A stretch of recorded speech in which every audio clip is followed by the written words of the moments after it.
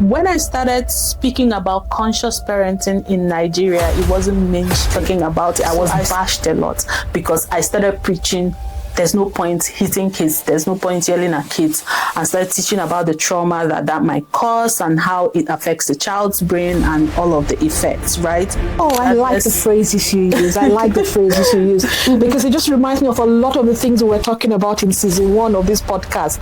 To coming to the UK, I hadn't done the dishes or swept a house for almost 8 years. So because a problem is a problem, but most times the problem is not the problem. It is how you're thinking about the problem. Think hope. Yeah. Think positive. Think optimistic. Think like another way of putting it is glass half full rather than half empty. Because it's exactly the same.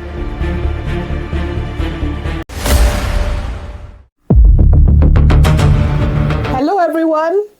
Welcome to your favorite podcast, Diasporan Mom, the podcast where we talk about all things parenting in a different country other than the one you were born in.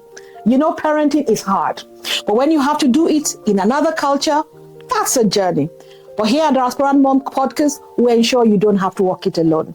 Today, we have another exciting episode for you. I've got a guest who's experienced and who can provide a lot of insight to some of the challenges we face parenting across cultures, both from a personal perspective, but also as a professional. So, I'd like you all to welcome with me Dr. Vivian Okoye. Hello, how are you, Vivian? Thank you. Thank you so much for having me. I'm really hearing you because one of the things I have really struggled with is, because I work in the higher education environment, and I see a lot of mental health stresses, especially in our community. And I'm like, I grew up in Nigeria where, like I said, that's our you culture. Probably dealt and with more. You dealt with more. So why are you struggling with this little thing? Exactly. Yeah. And what you were telling me is that back in our culture, the environment enabled or supported us in that lifestyle. Yeah. That while you thought, I was just carrying it on my own, you were not, because there were all these things, external things that were distress us. Yeah. That was taking the stress away. And while I cannot even prove this is a hypothesis, not proven. I even feel like down to the food that we eat is less chemical based, right? Down to the food, down to the environment is less industrial for some people, not people that live in Lagos, sorry. Or Nigeria. So is less toxic. So all of this, they have impact on your mental health and your body's biological functioning. And on a personal level, you can also look at yourself and do things that can help you navigate some of the challenges that you. So and that's where I want us to get to, because like I said, trying to understand what is happening to us, it's not just when we understand it for the sake of understanding, but then how do we, having recognized what's happening with us, how do we address them? What are some of the tools that we can use to manage some of those stressors? All right. So first thing, I would always start from mindset, right? I always tell my clients that, a problem is a problem, but most times the problem is not the problem. It is how you're thinking about the problem.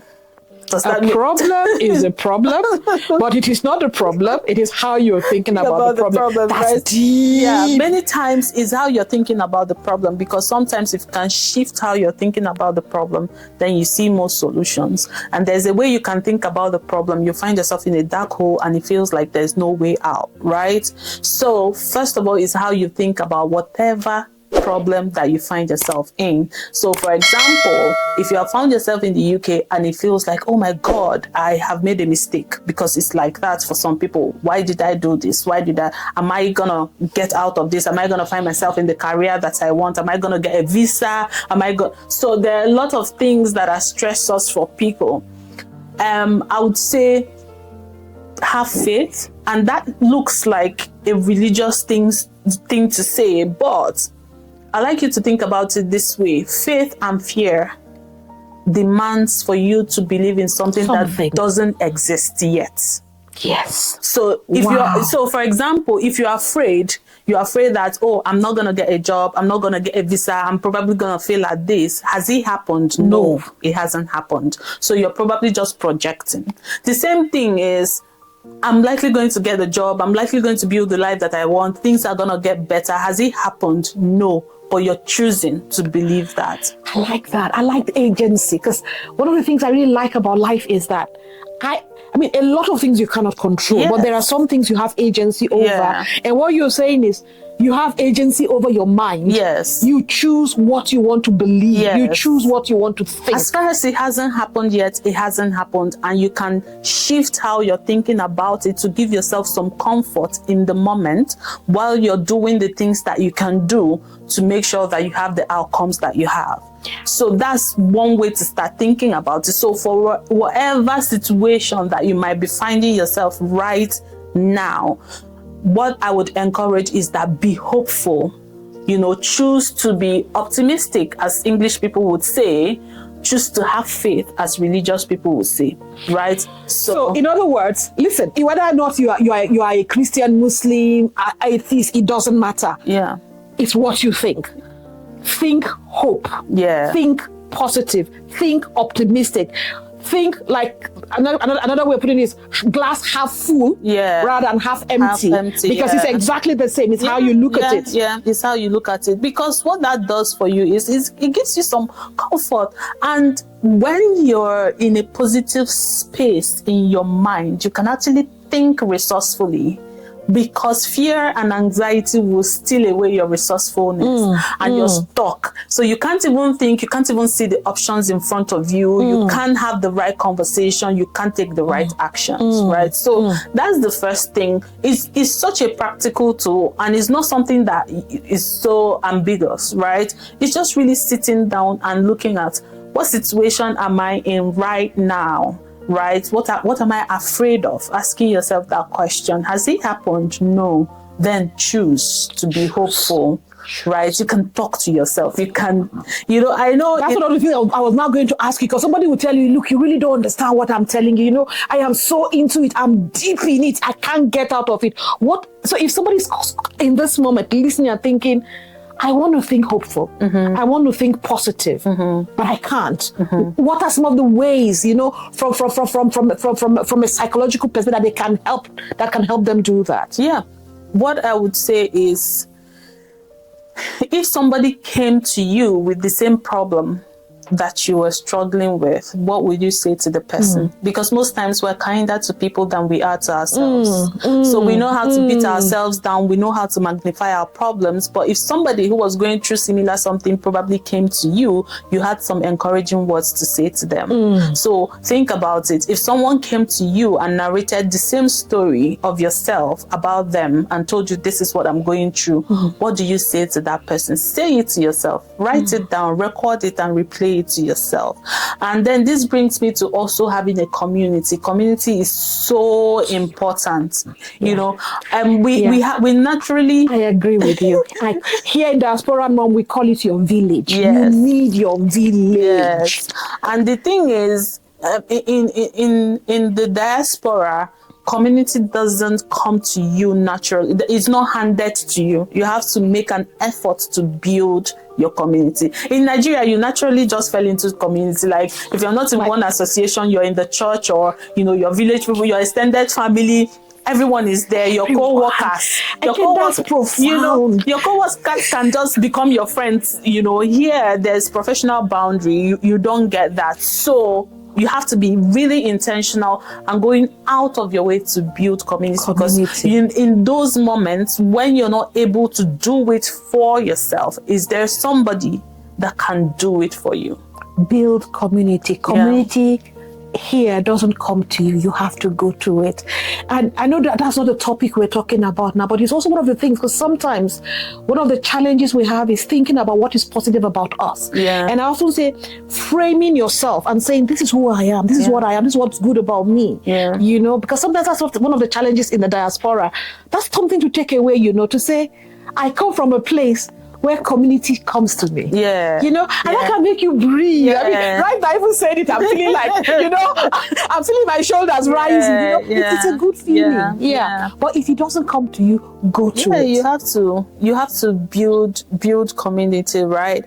And you really have to be intentional because the community you build can either pull you down or pull you up.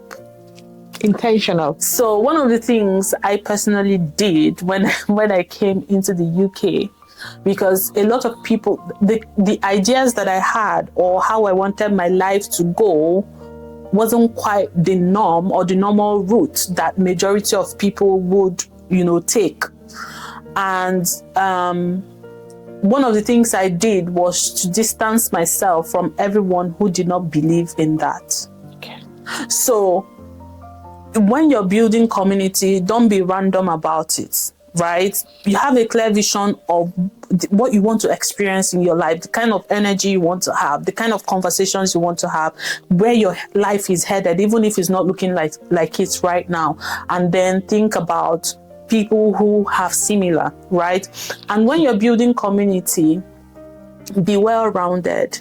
And what I mean by being well-rounded, you have to build with people who are on the same level with you, in the sense of maybe peers or people who are on the same stage who in understand life. where you're at. So you encourage each other. But you also have to have people whom you're looking up to. So people who have achieved what you have achieved and who look like where you're headed. So that if you can reach them, you can watch them from a distance, but if you can reach them, they can also speak into you.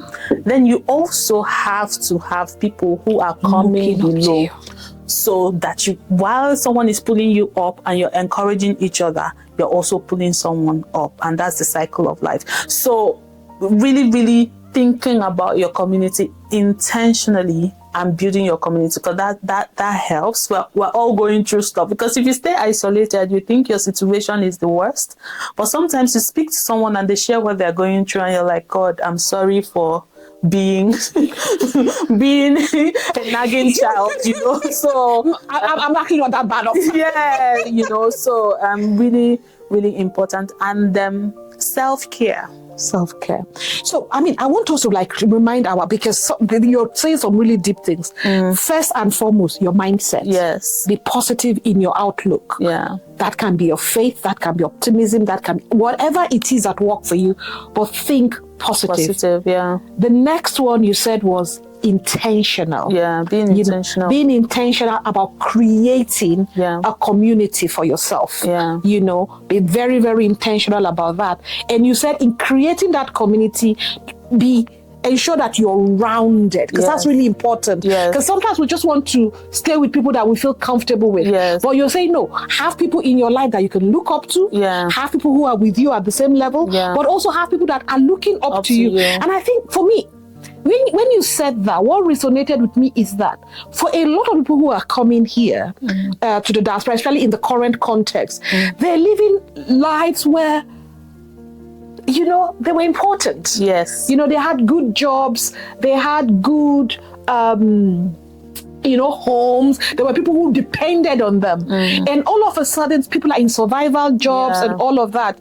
But I like that idea, because if you have people who are also looking up to you, it means that you still have value. You're also still helping. That you don't feel like, oh my God, my life is gone. Feel fulfilled when you're able to help and so into someone's life as well. So that's a really good thing for the mental health as well. That I have value. I'm helping out. Really, really important. And then self-care, which is one thing that many of us, because we're in survival mode, then that suffers.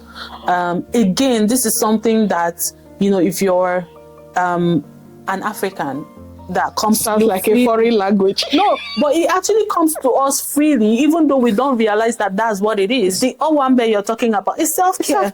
It's actually self-care. Like, you can shut down your whole Saturday and just go to a party. Today I'm going to enjoy myself. Do you understand? And you don't feel guilty about it, but you're now in a place where you have to hustle, you have to pay bills, you're picking your calendar is filled with work, you're picking shifts, even so for people who even have, usual jobs, and then weekends are supposed to be free, they still want to add something on that weekend to make more money, right?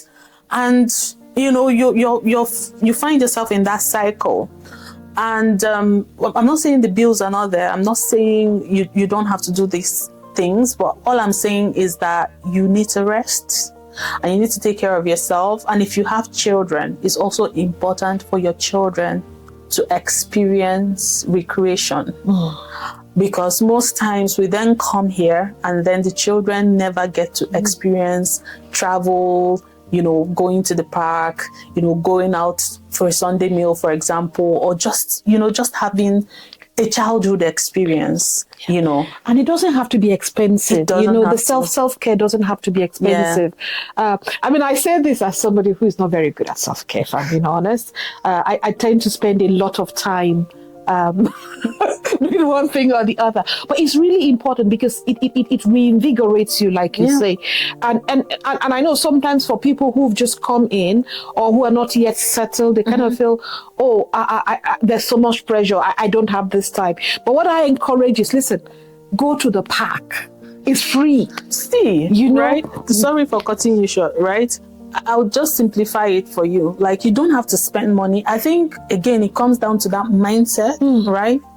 If you can take as little as 30 minutes a day to just not do anything and to say, I'm going to sit, maybe decide to choose a series, and that you and your children will walk through that series for maybe 2 weeks or 3 weeks, and at the end of the day, or you choose a time and you all sit, watch that series and just gist through it. That's self-care.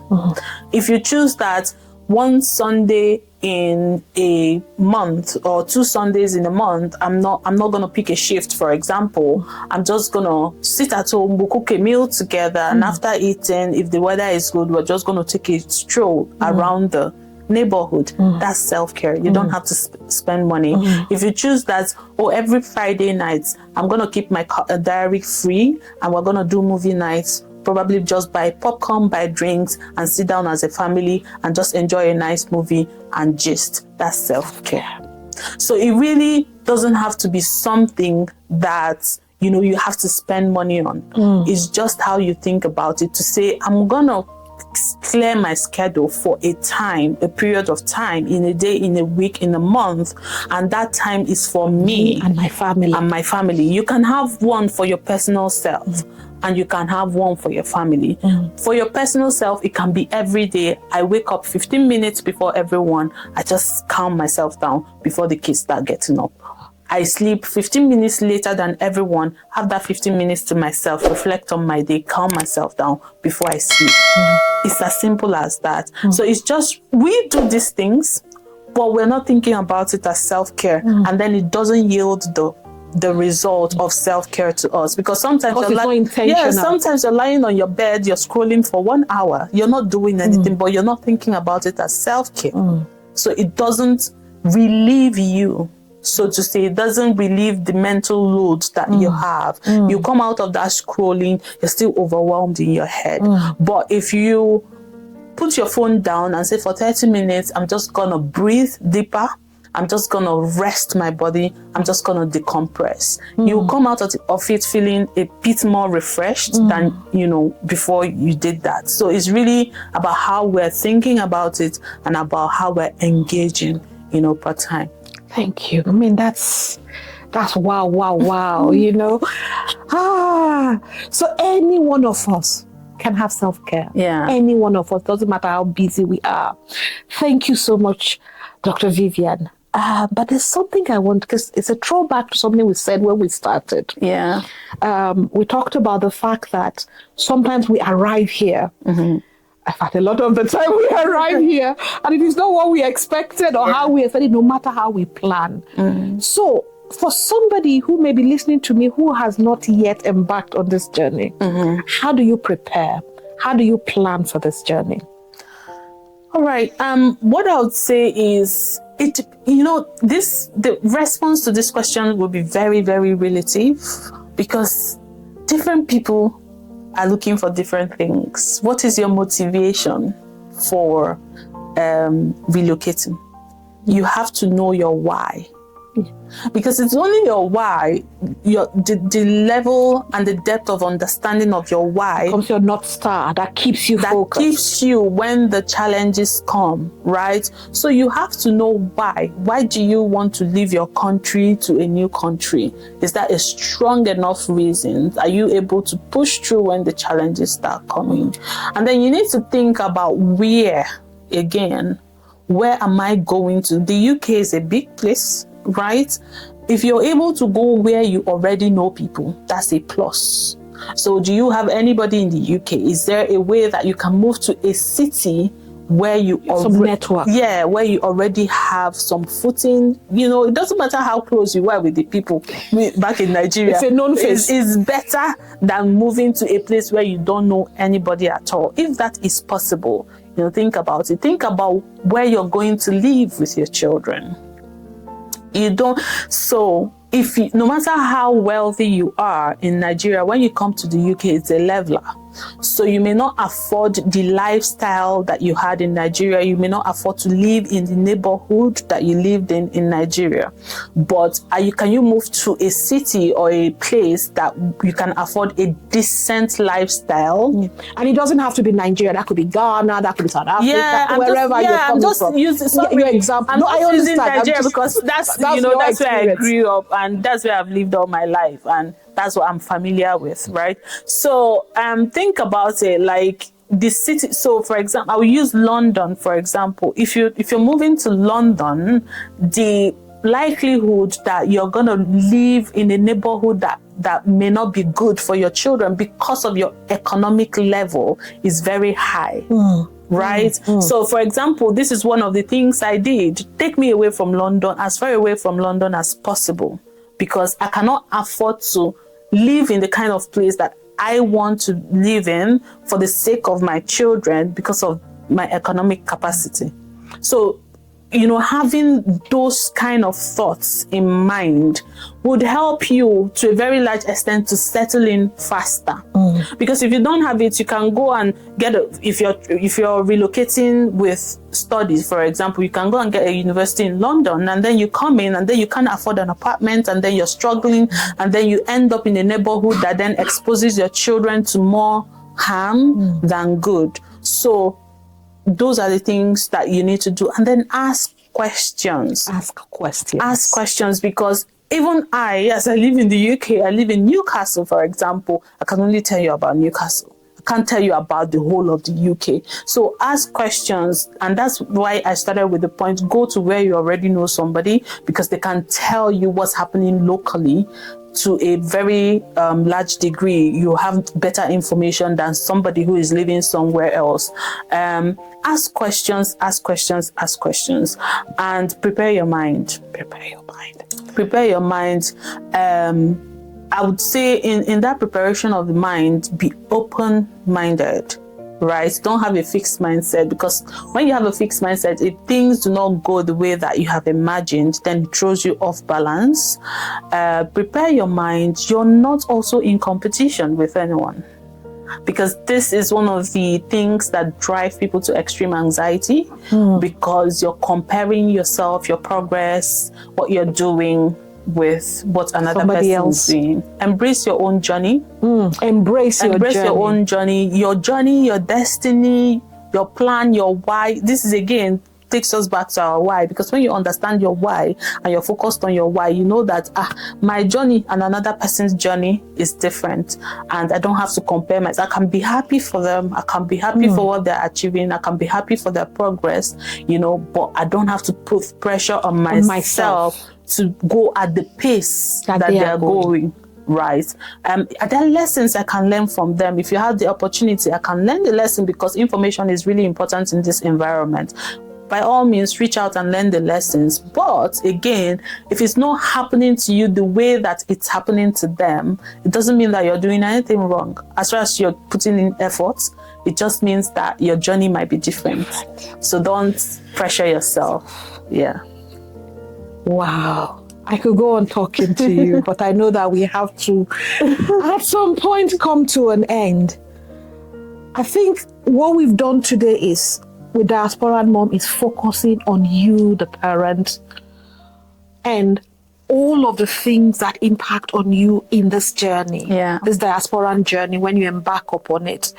And I know we haven't really talked about parents, so we'll be bringing Dr. Vivian back to talk about conscious parenting another time in a different culture, how you manage conscious parenting in a different culture. But today really is speaking from both her personal experience as somebody who's made the move, but also as a psychologist, as a clinical psychologist, to help us to understand what is happening in our minds, why we're behaving the way we are doing, validating a lot of that, but also giving us some of the tools to manage those. Because if we can manage all of those, we'll be a lot more whole within ourselves. And if we're whole within ourselves, hopefully we'll be able to manage the parenting bit better as well. When you're whole within yourself, then you have a larger capacity to deal with stress.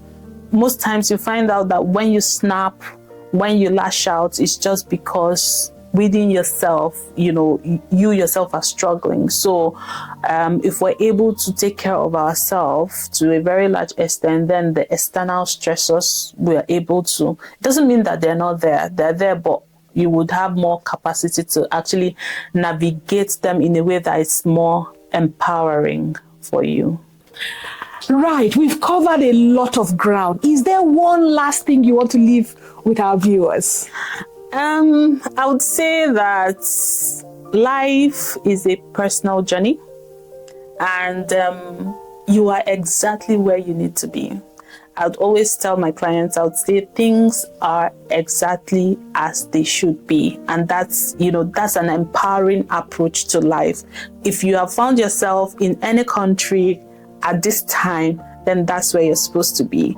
And the only thing that you can do is to take it one step at a time, without understanding that your journey is a personal journey, and with a thought in mind of how can I move forward from where I am one day at a time. And if we take that approach, then the anxiety is less, the stress is less, and the overwhelm is less.